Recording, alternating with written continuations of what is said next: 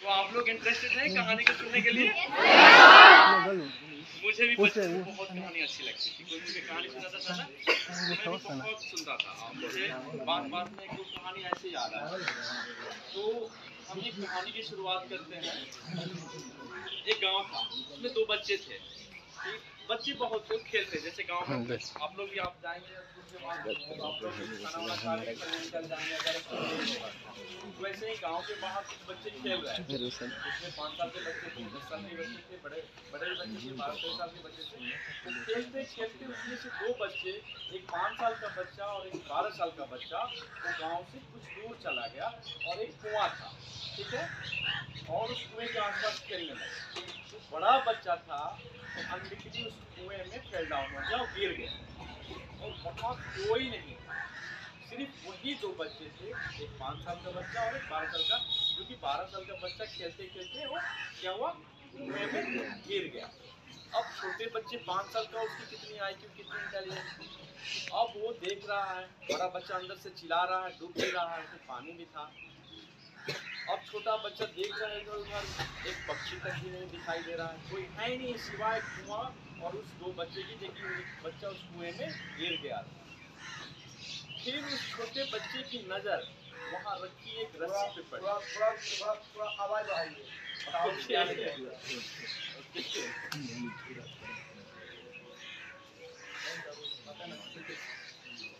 ये ज्यादा interesting story नहीं है, जस्ट एक आप लोगों को ये मोटिवेट करेगी। जो एंड ऑफ द लास्ट में जो सेंटेंस आएगा उस चीज को आप लोग ध्यान से सुनना कि मैं क्या कर रहा हूँ। ऐसे स्टोरी आपने भी सुनी होगी, सबसे अच्छी स्टोरी आप लोग की आती है, और समय मिलेगा तो हम आके आप लोग से भी स्टोरी सुन लेंगे। तो हुआ यूं कि वो बच्चा गिर गया था, ठीक है, और छोटा बच्चा इधर उधर देखा, कोई नहीं है, उसकी नजर एक वहां पे रखी हुई रस्सी पे पड़ी। कुएं के पास रस्सी रहती है ना, बाल्टी आप लोगों ने देखा होगा, पहले कुएं से पानी निकाला था, पहले चापाकल भी नहीं होता था, गांव में कुएं होते थे, लोग नदी और कुएं तालाब से पानी पीते थे। पहले इतनी जनसंख्या नहीं थी तो पानी स्वच्छ होता था हर जगह।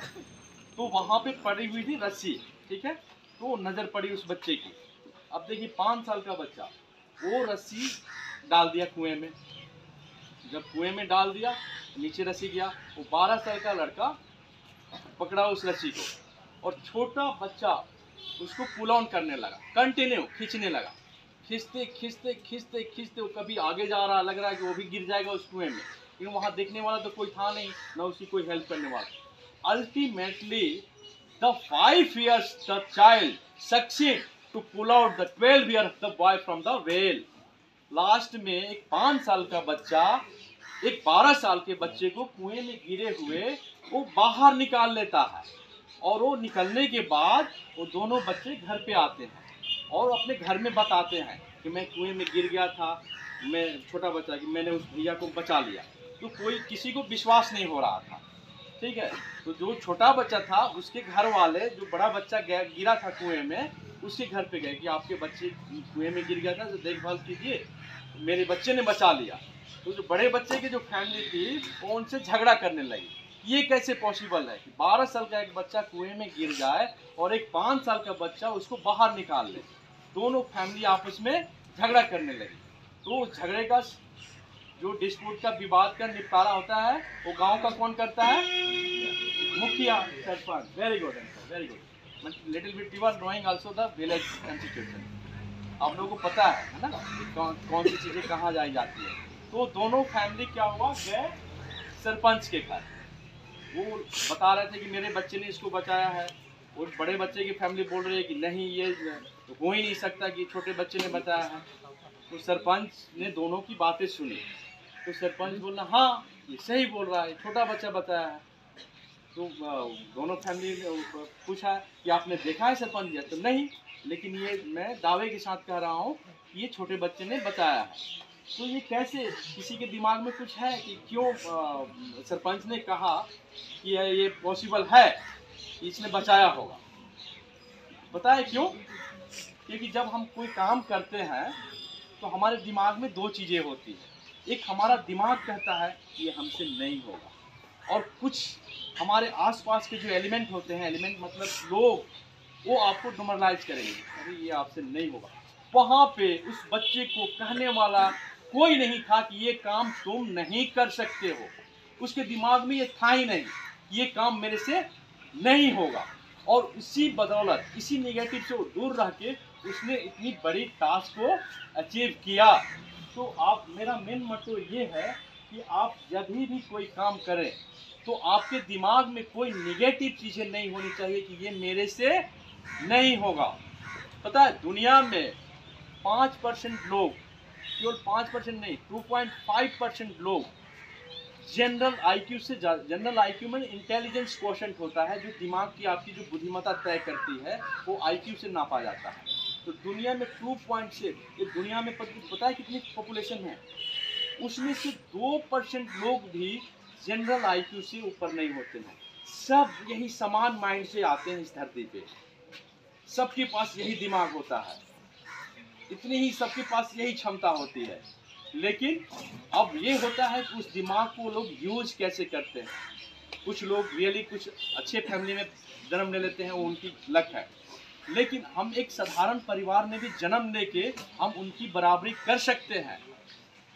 हम अपने को निगेटिव चीज़ों से हमें दूर रखना है कि हमसे ये काम नहीं होगा। हाँ जरूर काम टफ होता है, काम टफ होता है। आप कोई भी काम करोगे शुरू में आपको लगेगा कि अरे ये टफ काम है, लेकिन अपने को उससे वंचित नहीं रखना है, इसमें लगे रहना है, और definitely you will get success at the end of the day.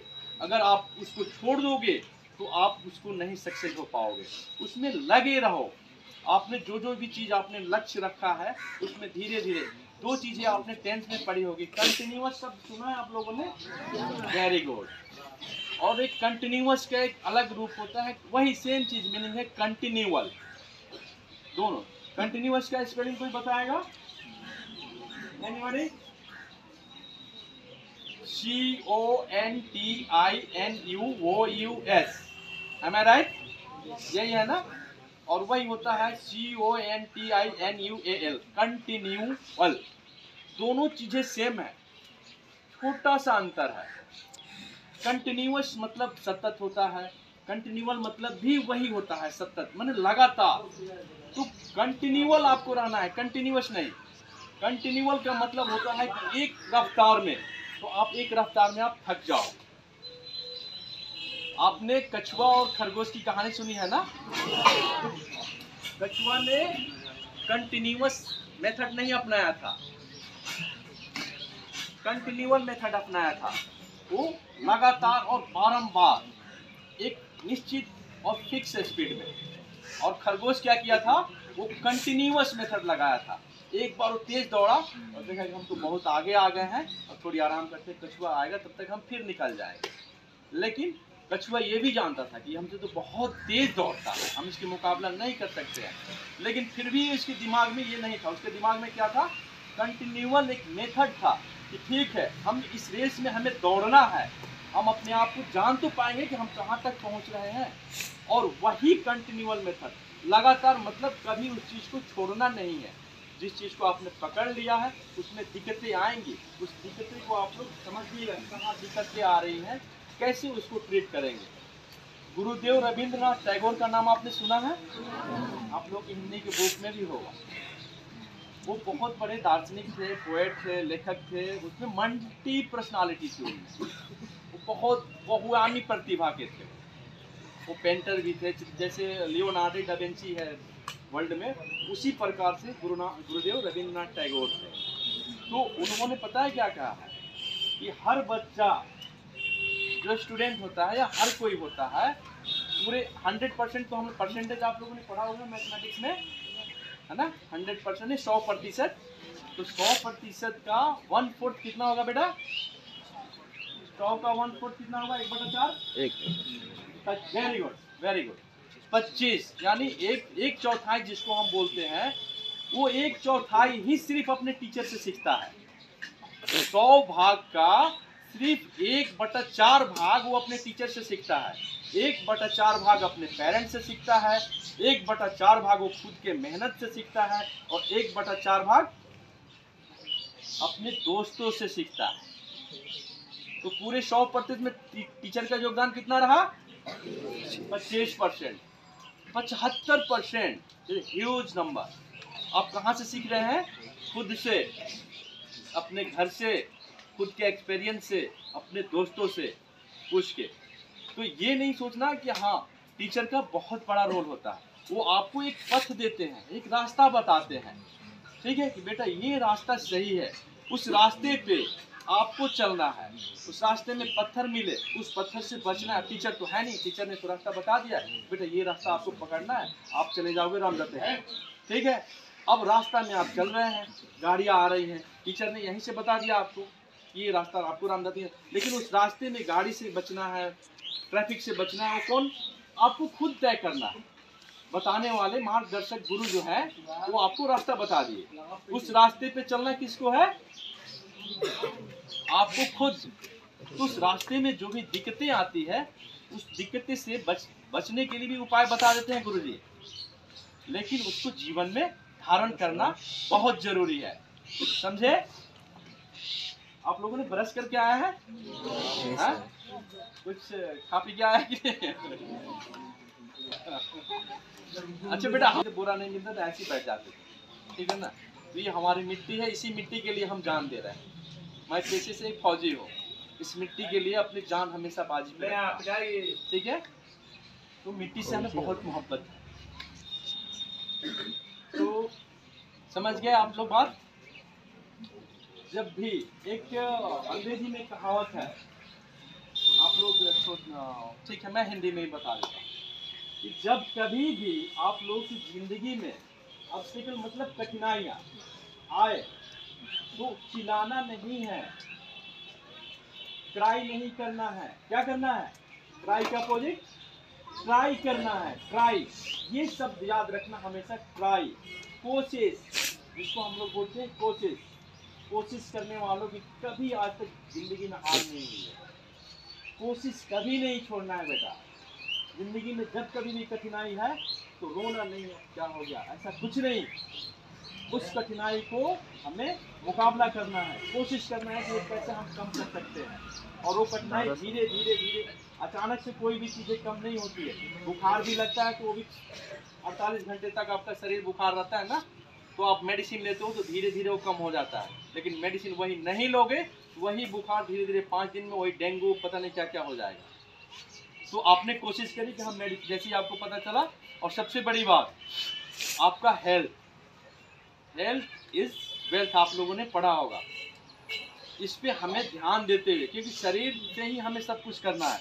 अगर हम ठीक नहीं रहेंगे तो ये पढ़ाई, ये सारी काम किसी काम नहीं आएंगी।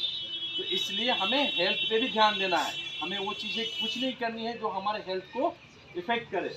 हम स्वस्थ रहेंगे तभी हमारा माइंड स्वस्थ रहेगा। आ रही बात समझ में? तो स्वास्थ्य को भी बहुत ध्यान देना है। हमें टाइम पे खाना खा लेना है, टाइम पे सोना है, टाइम पे जग जाना है। यही आदतें हमें पकड़नी है उसको, जो चीज़ें हमारे हेल्थ को खराब ना करे, ठीक है?